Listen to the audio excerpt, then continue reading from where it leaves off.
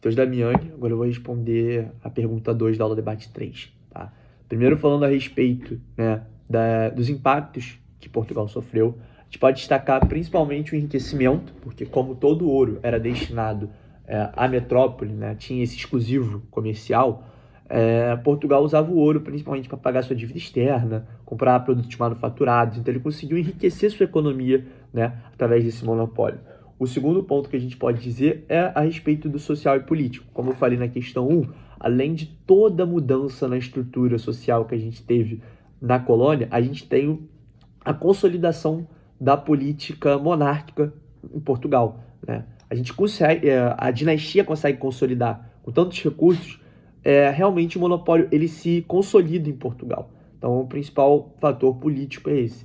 E quanto, né, a um outro fator que a gente pode destacar também é a desindustrialização, porque Portugal passa por um período também nesse século de grande inflação, né? E ele se vê comprando mais produtos do que produzindo na sua localidade. Então, ele enfraquece a indústria local também. Tá?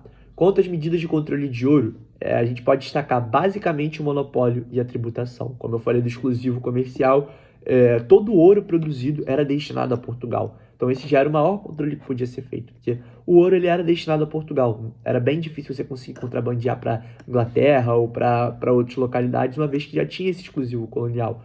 Quanto aos tributos, eles também dificultavam todo tipo de contrabando ou evasão, porque você tinha uma obrigatoriedade, né, por lei de cumprir. Aqui eu destaquei alguns, que a gente pode dizer a derrama, que era estabelecer uma cota, né, do que seria produzido e enviado a Portugal. Então, acho que, se eu não me engano, eram 1.500 quilos de ouro, né? Então, tinha que chegar nesse patamar, senão alguns bens iam ser penhorados, né? Eles iam dar um jeito de conseguir chegar nesse número, era o primeiro método de controle.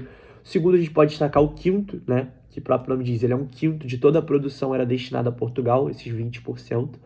E o selo, né, por último, o selo, que dizia que todas as barras de ouro deveriam vir com o selo da coroa real para conseguir evitar o contrabando, né? Fora essas medidas um pouco mais legislativas que eu falei, a gente tem também, né, postos de fiscalização, inspeções regulares, punições severas, né, para os que não cumpriam com essas leis, e tudo isso acabava fazendo com que tivesse um controle muito maior do ouro. E agora falando um pouquinho do Marquês de Pombal, a gente pode destacar principalmente a ideia dele em diversificar a economia, de tentar gerar riqueza de diferentes polos. Ele faz isso através de algumas atividades. Por exemplo, ele incentiva algumas atividades, né, como o açúcar, como a mineração, sempre tenta, como a agropecuária também, ele sempre tenta inovar os processos produtivos, né? Ele vai investir sempre em mais de uma vertente, nunca em uma só.